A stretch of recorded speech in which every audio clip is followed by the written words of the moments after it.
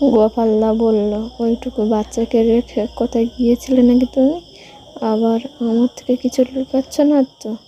রানী বলে, আমি আপনাকে তো বলেছিলাম কাজ নেওয়ার আগে আমার একটা প্রবলেম আছে। আদিত্য বলে, তুমি আবার খারাপ কাজের সাথে যুক্ত নও তো? রানী, আমি কিছু বলতে পারবো না। আপনারা আমার কাজ দিয়েছিলেন, তার জন্য থ্যাংক ইউ। এবার আমি চলে যাচ্ছি। আদিত্যর বাবা এসে বলে, রাগারাগি করতে নেই, ভুল সিদ্ধান্ত নিতে নেই।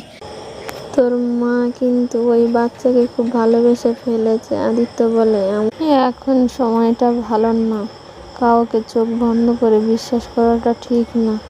আর রানীকে বলে, বাড়িতে সিসিটিভি ক্যামেরা বসানো আছে, কিছু খারাপ কাজ করলে ধরা পড়ে যাবে, মাথায় রেখো। এদিকে দুর্জয় বাড়িতে সিদ্ধান্ত বলে দেয় সে বাইরে চলে যাবে। সেটা শুনে বাড়ির সবাই দুর্জয়কে বুঝায়, কিন্তু সে শোনে না।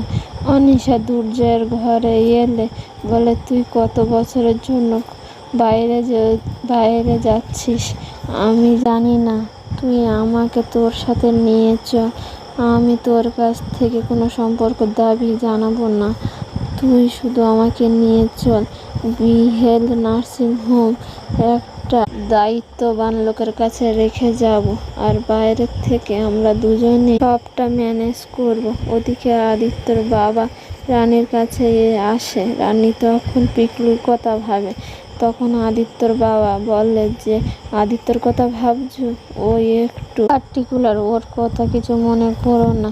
ও আবার বসে আছে মাসের প্রথমে কি কি বাজার আসে তাই লিস্ট করে দিয়েছে, টাকা নিয়ে বসে আছে। তুমি চলো। রানী বলে, কাজটা করে আসি, তারপর ভাবো কি করা যায়।